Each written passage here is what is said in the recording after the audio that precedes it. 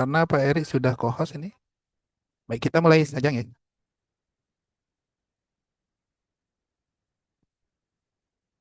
Baik, Bapak Ibu, karena sudah waktu, kita akan mulai tepat pada pukul 19.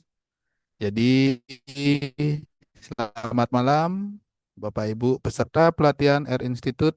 Salam bahagia, salam sehat, dan salam semangat ya Bapak Ibu. Senang rasanya bisa bertemu kembali dalam kegiatan pelatihan Air Institute yang kali ini kita mengangkat tema cara mudah menyusun perencanaan pembelajaran mendalam dengan Artificial Intelligence atau AI. Pastinya setiap bulan Air Institute selalu menyelenggarakan pelatihan-pelatihan yang memang dibutuhkan untuk Bapak Ibu dalam melaksanakan tugas atau profesinya di satuan pendidikan sebagai pendidik. Nah, kali ini Bapak Ibu kita sudah eh, menghadirkan narasumber kita ya, yaitu Bapak Gusti Lanang Suwardana, SPD GR. Selamat malam Pak Lanang atau Mister Lanang ini saya panggil ya. Selamat malam, Pak Adi. Kedengaran suara Iya, saya jelas, Pak Adi. jelas Bapak jelas. Gimana kabar Pak Lanang? Sehat, rahayu, rahayu. Eh, sudah lama nggak ketemu nih. Terakhir di SD Jum- BPS ya Pak ya. Ya, jumpa di udara sekarang. Iya. Bapak Lanang ini adalah salah satu fasilitator pembelajaran mendalam BGTK Provinsi Bali ya Bapak Ibu. Dan juga seperti biasa kita juga sudah hadir Bapak Eri Trisna Nurhayana, penyelenggara workshop kita pada malam hari ini. Selamat malam Pak Eri. Selamat malam Pak Mangadi, selamat malam Pak Lanang, selamat malam Bapak Ibu peserta, sehat selalu nih untuk kita semua. Baik. Terima kasih Pak Eri. Sebelum kita mulai, mohon izin Bapak Ibu, kita mulai kegiatan dengan berdoa. Jadi mohon izin saya pandu langsung berdoanya. Semoga nanti kegiatan kita bisa lancar dan juga memperoleh manfaat dari kegiatan kita. Bapak Ibu berdoa menurut agama dan kepercayaan masing-masing dipersilahkan.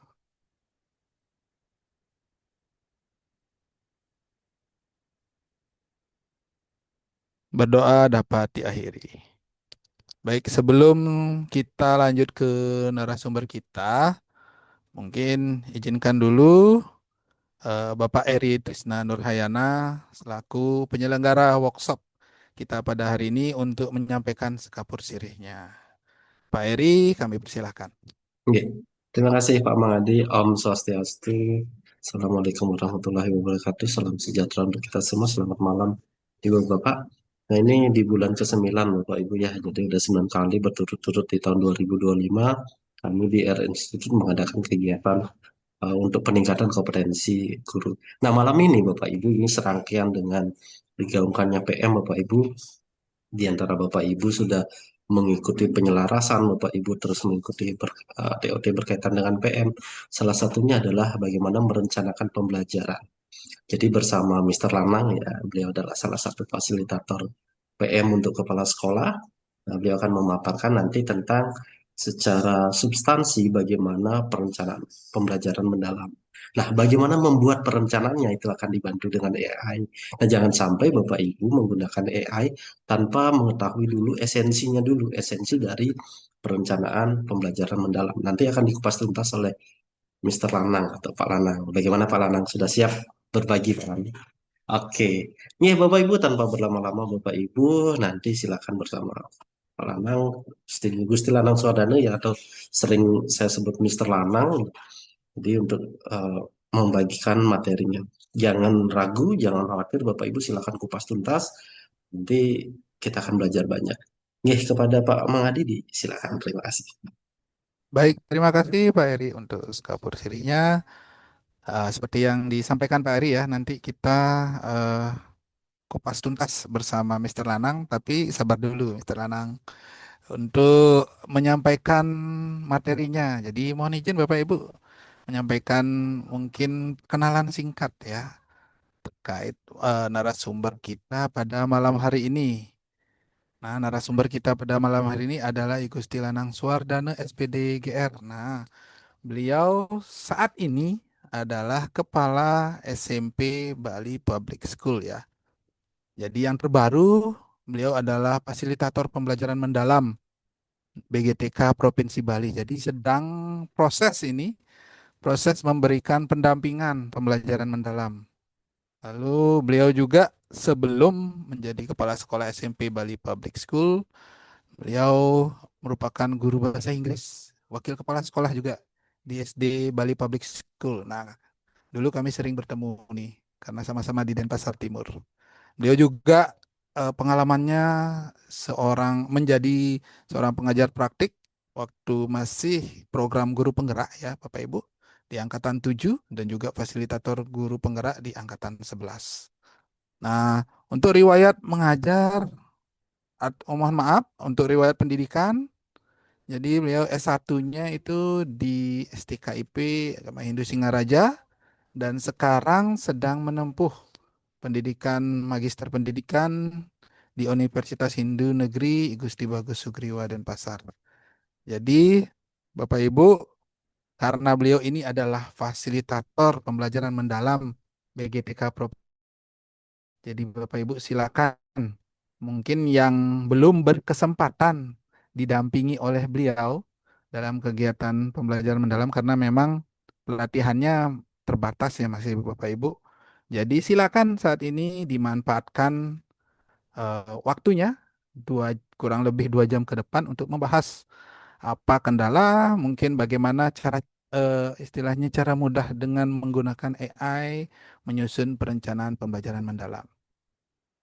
Baik Bapak Ibu, untuk selanjutnya kurang lebih Mr. Lanang akan memaparkan materinya kurang lebih selama 1 jam ya. Setelah itu Bapak Ibu bisa interaktif dengan Mr. Lanang untuk berdiskusi atau Bapak Ibu jika ingin menyampaikan pertanyaan lewat link, nanti kami akan sampaikan link. Bapak Ibu bisa mengisi link di sana untuk mengisi pertanyaan. Untuk Mr. Lanang, kira-kira sudah siap ya untuk menyampaikan materi kepada rekan-rekan atau rekan pelatihan pada hari ini? Oke, silakan. Untuk waktu kami persilahkan. Selamat malam Bapak Ibu semua. Yang saya hormati Pak Eri selaku penyelenggara kegiatan ini luar biasa sekali bersama RS Institute ya. Jadi sebuah wadah yang luar biasa. Nanti kita sharing di belakang setelah kegiatan selesai ya bagi Bapak Ibu semua. Dan juga Pak Komadi selaku moderator, terima kasih luar biasa sekali sudah membacakan ya sebenarnya tidak perlu disampaikan banyak sebenarnya ya. Bapak Ibu yang saya hormati, selamat malam, Om Swastiastu, Wassalamualaikum warahmatullahi wabarakatuh, salam sejahtera untuk kita semua. Di malam ini, seperti apa yang sudah disampaikan tadi oleh Pak Komangadi, jadi kita akan mengupas ya terkait perencanaan pembelajaran mendalam menggunakan AI. Ya, tentunya Bapak Ibu, kalau saya amati dari peserta dari tadi rasanya sudah semua di atas kepalanya sudah ikut pelatihan PM ini ya.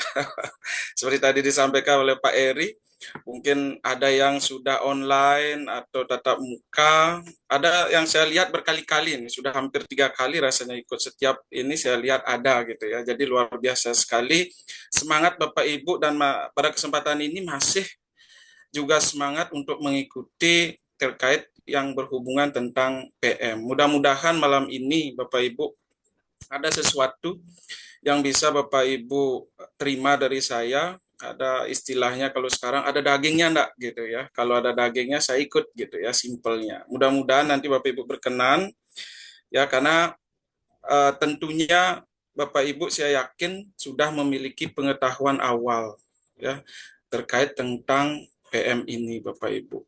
Jadi seperti tadi disampaikan kita akan banyak berdiskusi Bapak Ibu. Kalau sudah jelas berarti tidak sampai 60 menit Pak Adi ya. 10 menit aja selesai berarti. Boleh pulang. Oke, sebentar saya share screen terlebih dahulu.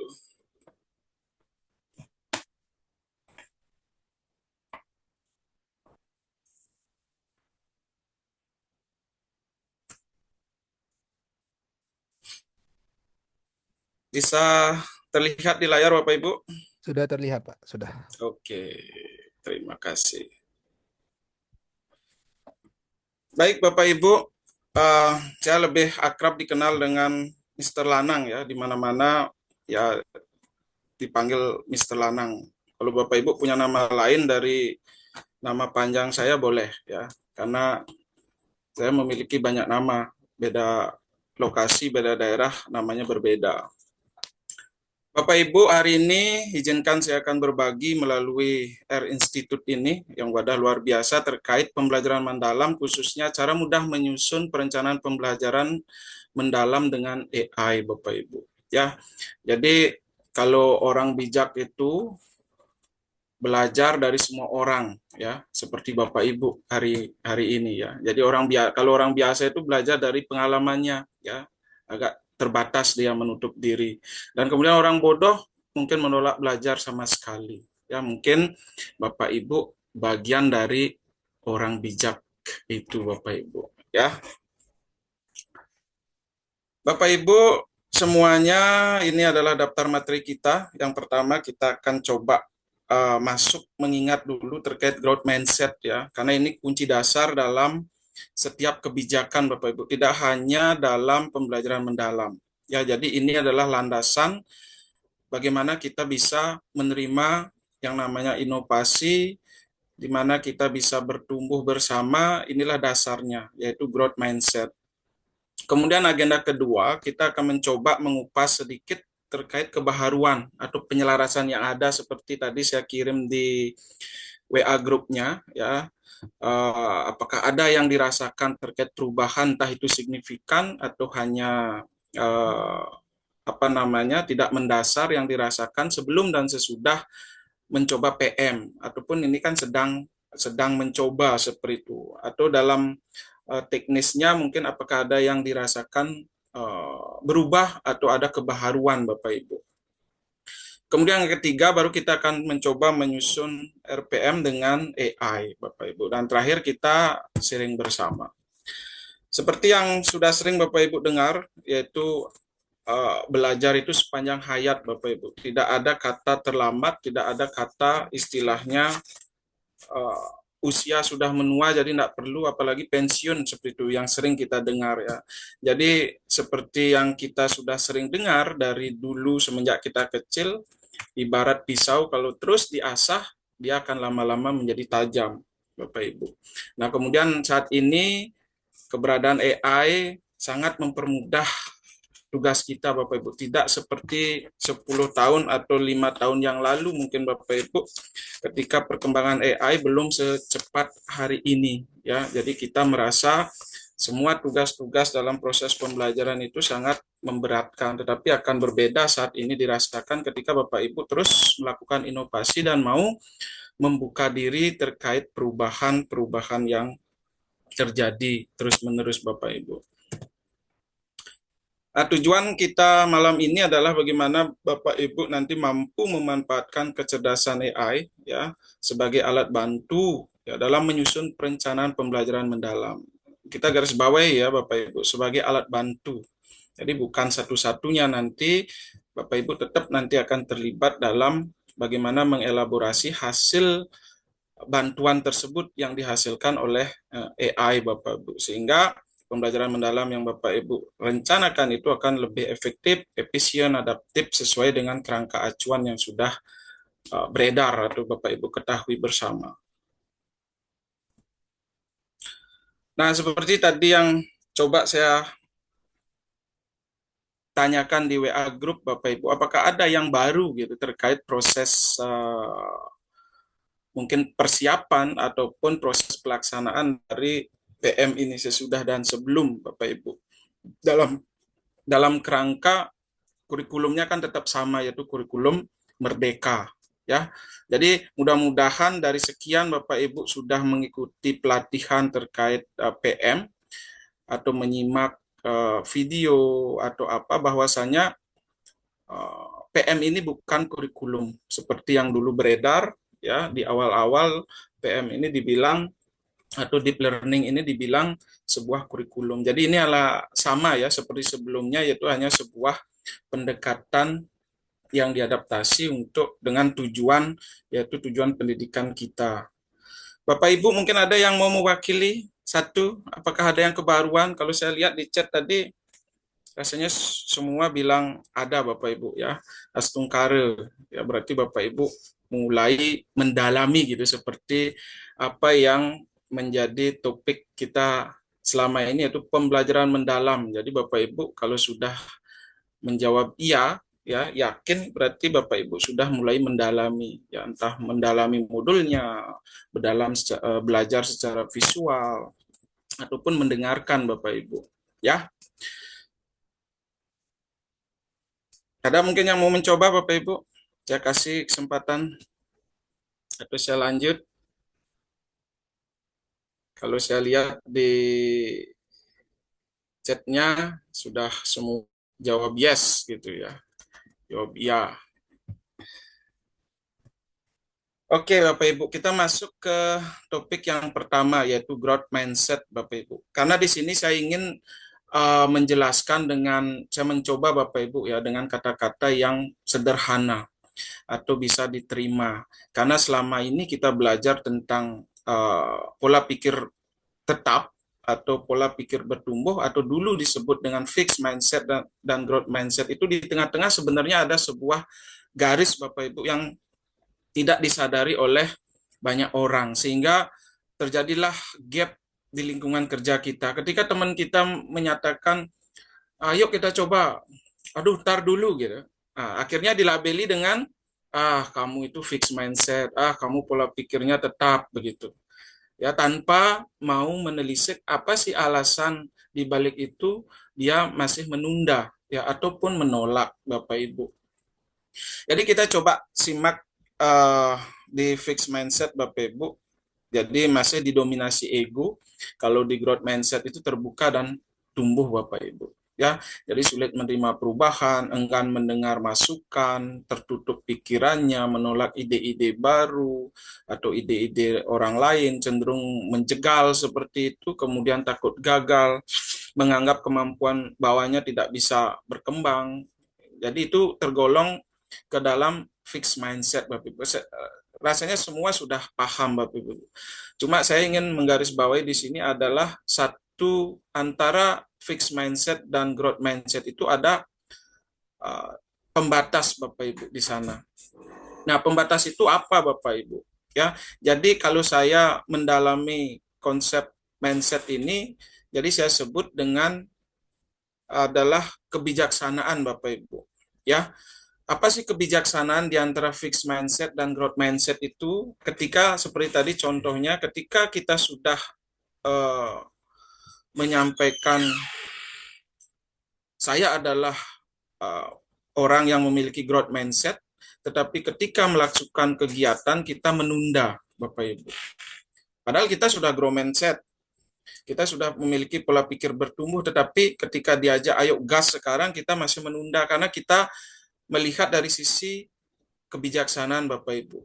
Ya, apakah misalnya tim kita belum siap, ataukah kita mau memberikan dulu kesempatan kepada rekan kerja kita supaya kita tidak sendiri mendominasi. Jadi muncul sebuah pemikiran yang bijaksana di sana, Bapak Ibu.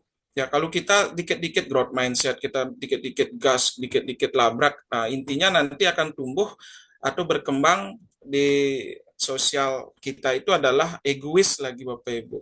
Ya, jadi kita dibilang egois. Kita sebenarnya sudah growth mindset, tetapi kita misalnya masih ngerem. Nah, di sanalah yang saya sebut dengan bijaksana. Kapan sih? Nah, karena growth mindset itu sebenarnya usaha Bapak Ibu ya, dari fixed mindset kita selalu mengusahakan positif, mengusahakan yang terbaik. Nah, kapan kira-kira usaha itu bisa berhenti sejenak? Nah, ketika kita memiliki pola pikir bijaksana, melihat situasi secara luas ya, melihat lingkungan kerja kita supaya nanti apa yang kita lakukan tidak menjebak kita, malah nanti akan mendowngrade ya yang kita dulunya sudah growth mindset karena kita salah strategi, main hajar saja, akhirnya kita terjerumus lagi menjadi fixed mindset ya karena stres, misalnya lingkungan tidak mendukung ya, kemudian rekan kerja misalnya membuli misalnya, kan akhirnya kita berpikir, adah, sudahlah,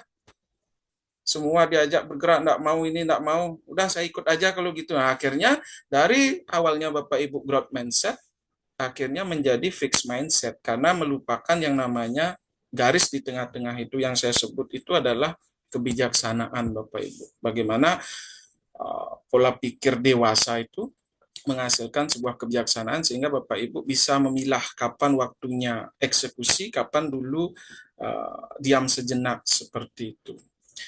Nah, pada yang label kuning Bapak Ibu ya, jadi perubahan itu tidak selalu besar Bapak Ibu. Ya mungkin Bapak Ibu merasakan selama ini pembelajaran mendalam itu hanya berubah casing.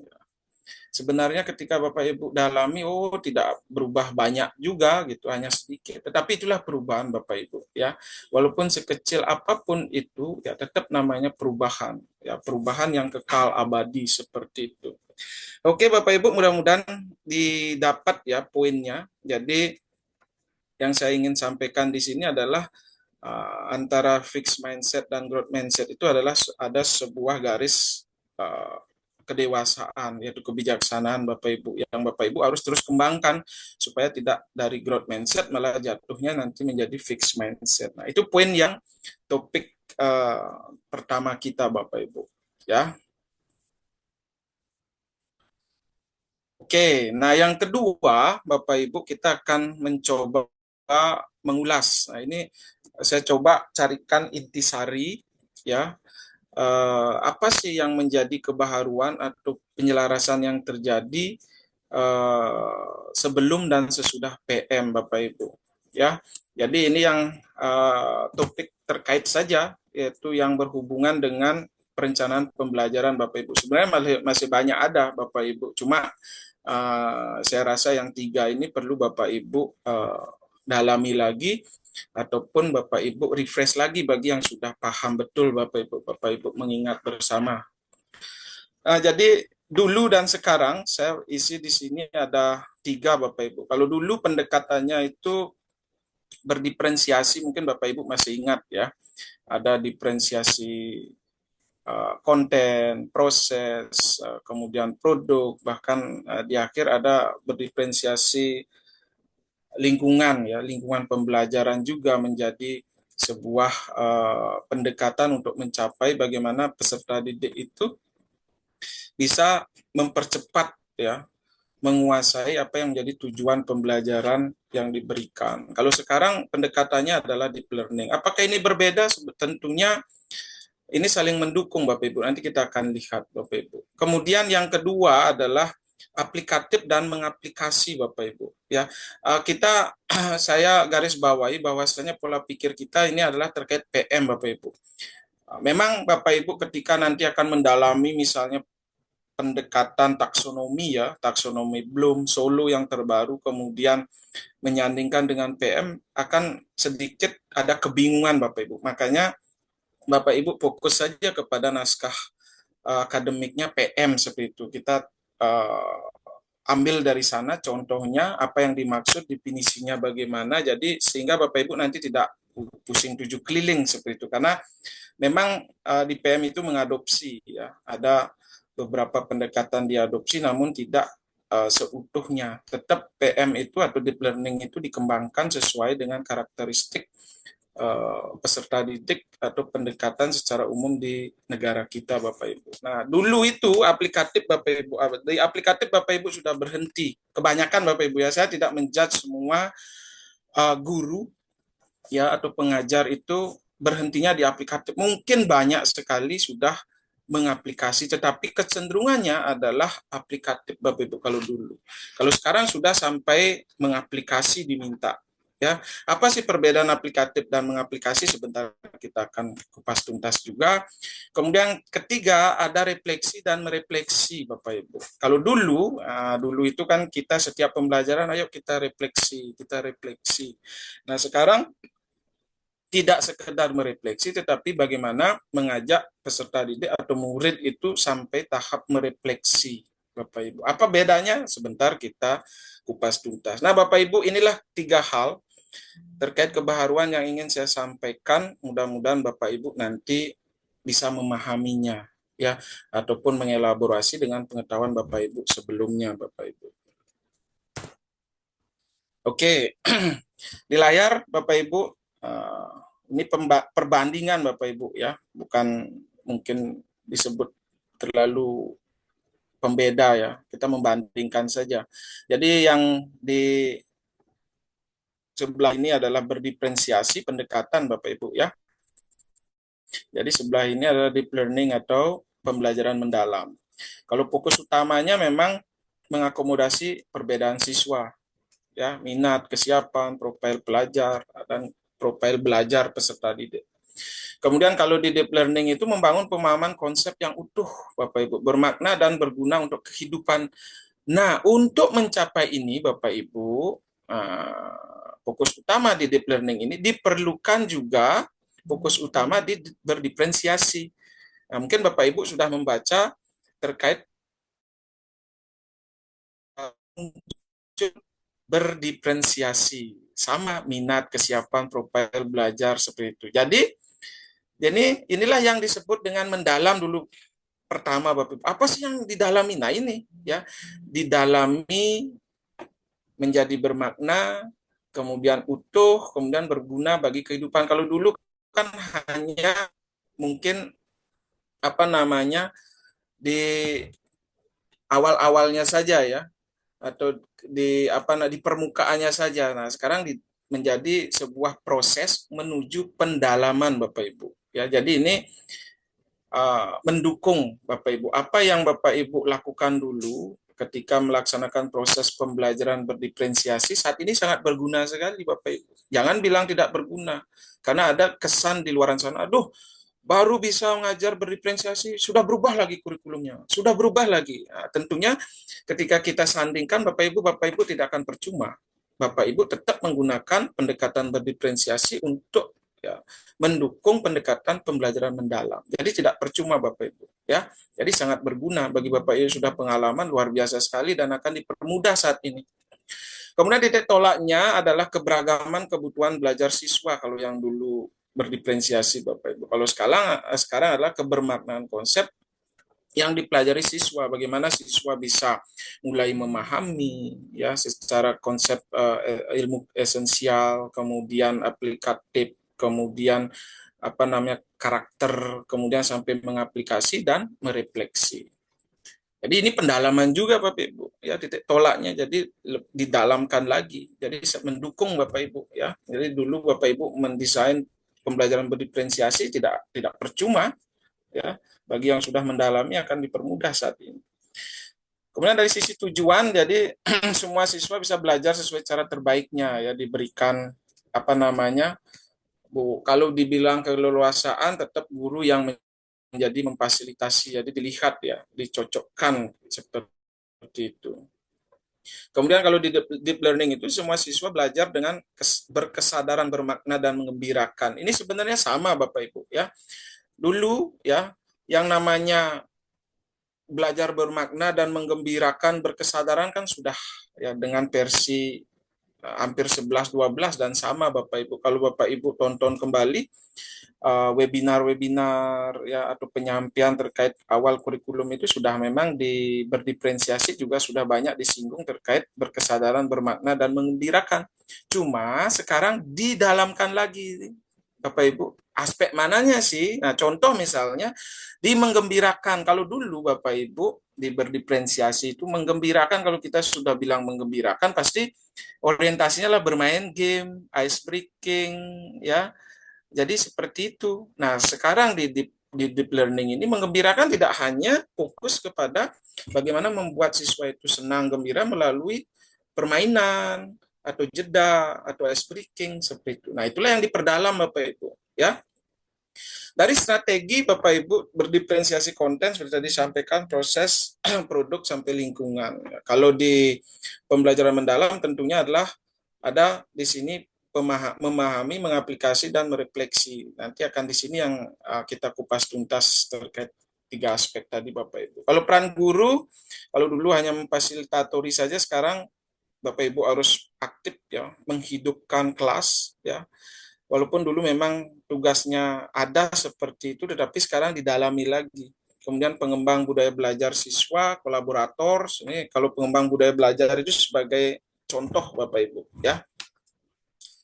Kemudian contoh kegiatan misalnya siswa pilih teks sesuai level bacaan, kalau siswa memahami secara aplikatif teks bacaan. Produk akhir bisa berupa poster, kalau isinya akhirnya sesuai poster prestasi problem solving Bapak Ibu. Nanti ini yang akan kita tekankan. Jadi inilah konsepnya lebih didalamkan dari yang dulu Bapak Ibu. Bukan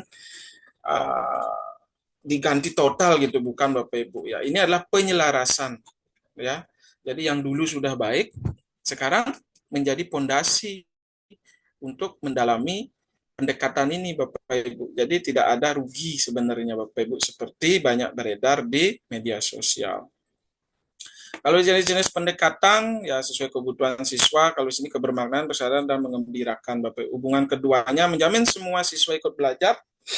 Kalau di deep learning itu membangun pemahaman konsep yang utuh ya. Jadi ini kan sama Bapak Ibu. Karena di deep learning itu Bapak Ibu kalau yang sudah ikut pelatihan ada konsep yang namanya memuliakan ya atau holistik atau utuh Bapak Ibu. Jadi sama Bapak Ibu ya, selaras. Jadi bagaimana semua siswa juga tetap diakomodir dalam proses pembelajaran. Ya tidak ada ketinggalan.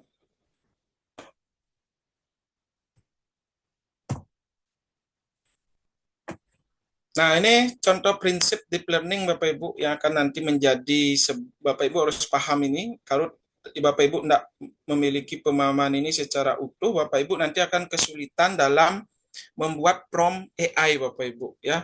Nanti prompt AI-nya yang muncul ya akan sama dengan proses pembelajaran terdahulu gitu ya. Jadi akan dirasakan lagi oh enggak ada perubahan sama gitu.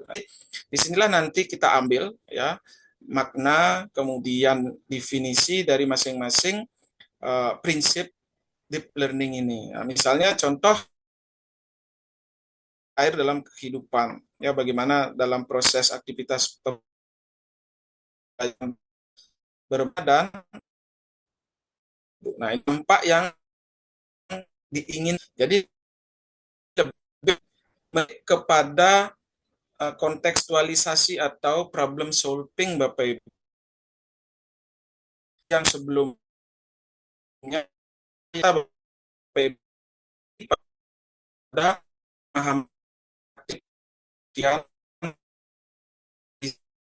apa yang dan oleh anak-anak. Di perkenalan konsep air, hujan, jadi